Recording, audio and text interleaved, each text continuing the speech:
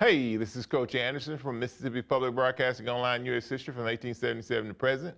Today we're going to pick up with unit number 14, The Rise of Modern America, and we're going to look at lesson 7, the global rise of extremism. Now, when we're talking extremism, we're talking about terrorist acts, and we're going to find that throughout the 2010s or so, 2010s, I guess I should say, we're going to find that there's going to be a rise, of course, in foreign terrorism, and we're also going to see some mass shootings that in the minds of a lot of people is going to look a little bit like domestic terror. So we're going to talk about the rise of global extremism in this particular unit. We're going to start, of course, with the unit focus questions. As we always say, we're not going to answer these questions at this time, but we will at the end of the unit.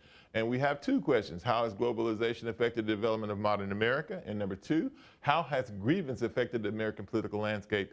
Unit 14, focus question. We'll start, of course, by looking at our vocabulary first. In our vocabulary, of course, we have academic and content vocabulary that we ask you, of course, to take out your journals and write down the meanings of those particular terms. But we'll address as many of them as we can in the lesson as we go along.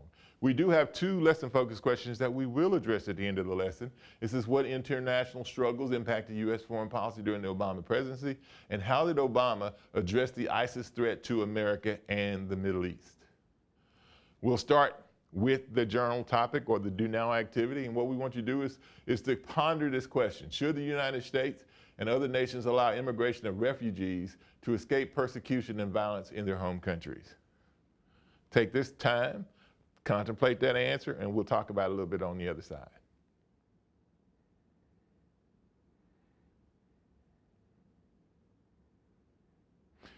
Hey, we're back. Now, that's a very loaded question. Even today, in 2025, we're going to find that there's going to be a whole lot of talk and a whole lot of discussion about whether or not we should allow refugees, of course, in our country here in the United States of America.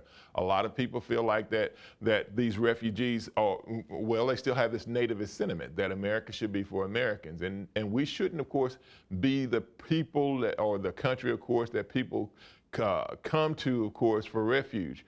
And we're going to find that that's going to be a little bit of a change throughout our history. We're going to find that at some points in our history, we're going to be accepting of refugees or asylum seekers. And then we're going to find there are going to be some times, of course, that we're not as accepting and some people would argue that today that is not a place where we're very accepting of refugees. But when you look at the United States of America, one of the things that we can say is throughout our history, we've demonstrated,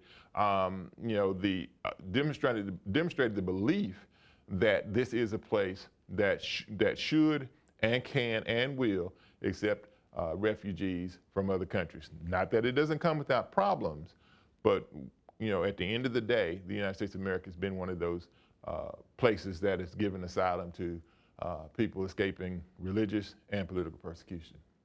All right, the Arab Spring. 2011 birthed the Arab Spring, which led to the removal of oppressive governments throughout the Middle East. Revolutions in Tunisia, Libya, and Egypt were successful, mostly without direct U.S. help. The United Nations did provide support as the U.S. was engaged in wars in Afghanistan, combating ISIS, or the Islamic State, which was trying to impose radical Sunni Muslim rule based on Sharia law. Here's a picture of Abu Bakr al-Baghdadi, who emerged as the leader of ISIS in 2011 and became the target of the United States to curb violence against Shia Muslims and other groups in Syria and Iraq. The Obama administration increased the numbers of African-American troops in Iraq to reduce the ISIS threat. And the ISIS threat in the Middle East led to thousands fleeing the Middle East to Europe to escape violence. And we're going to find that al-Baghdadi here becomes one of the, is placed on the same kind of level, of course, as the leader of ISIS, as Osama bin Laden, when it comes to the United States of America and trying to, to apprehend him. He will be later killed, during the Trump administration. Vladimir Putin and the Crimea and Eastern Ukraine. The United States and the European Union sanctioned Vladimir Putin, the leader of Russia, after Crimea was taken over by Russia. The European Union pledged $1 billion of economic support to Ukraine to prevent further Russian expansion. Putin boldly stated in 2014 that he would not fight the Russian people of Ukraine, but took no action to remove Russian troops from Crimea. And when you look at the map here, what you see, of course, is this map in terms of looking at the area in Crimea in the southern part south of Ukraine and Russia. Putin does take over that particular part of Ukraine, and we're going to find that he's going to expand his influence into the area that you see shaded here.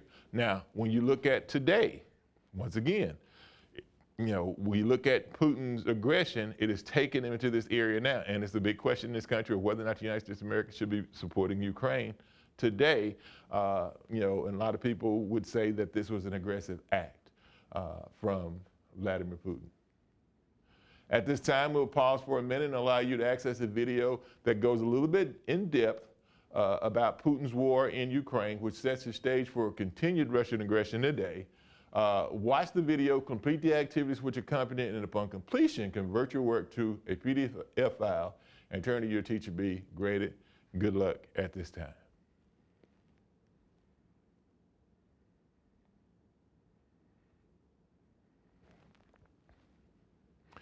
You should have seen something, and one of the things that you should have seen is that the actions of Putin at that particular time, in the early 2014 or so, we're going to find that those very same actions, of course, in the 2020s, during the Biden administration, we're going to find that Putin becomes even more aggressive in 2022 when he sends Russian troops, of course, into Ukraine. And once again, it's one of those sticking points today in American government, whether or not the United States of America, of course, should be supporting, the war in Ukraine.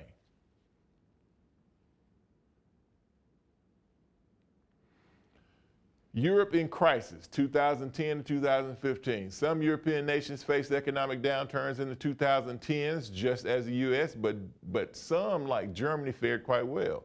Germany and the United States shouldered most of the economic burden stabilizing those European nations' economies. Just as Europe began to start stabilizing its economies, it became the destination for migrants and refugees fleeing ISIS and placed a greater burden on Europe. Nations like Germany took on the most refugees and migrants. The rise of right-wing nationalists occurred in protest of open borders for migrants, especially after the terrorist bombings in Paris by ISIS. The same right-wing hate began to rise in America after San Bernardino mass shootings in December 2015.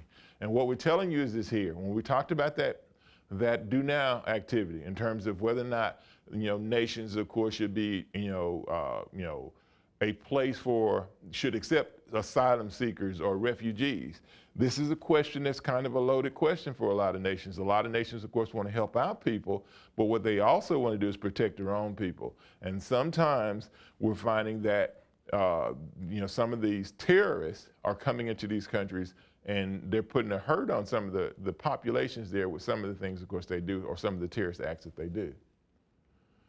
All right, we have two lesson-focused questions. What international struggles impacted U.S. foreign policy during the Obama presidency, and how did Obama address the ISIS threat to America in the Middle East? Well, the first one, what international struggles impacted U.S. foreign policy during the Obama administration? Wars in Afghanistan and Iraq, and how to pull out those troops, because nobody wanted American soldiers in there for as long as they had been there, and now the plan is how do we get them out of there? The Arab Spring and its aftermath. The refugee crisis after the rise of ISIS, Iran's push to create nuclear weapons, the Russian crisis in Ukraine, particularly in Crimea. So these were all struggles, that President Obama faced, during his administration. Question number two. How did Obama address the ISIS threat to America and the Middle East? By pursuing a policy of containment to keep it out of America, intelligence sharing and counterterrorism actions, humanitarian relief and refugee support, drone strikes to safeguard American lives, and airstrikes and military assistance to those resisting ISIS ideology. And if you also remember, it is during the Obama administration, of course, that we hunt down Osama bin Laden, and then, of course, he is killed.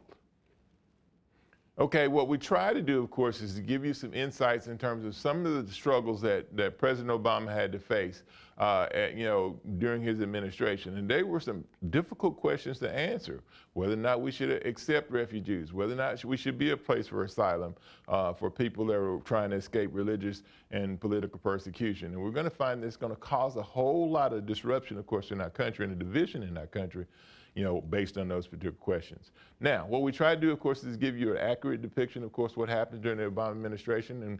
And what we want you to do is what we always tell you to do. Do your own research, draw your own conclusions. And with that, this is Coach Anderson from Mississippi Public Broadcasting Online, U.S. History from 1877 to present. And we'll see you next time.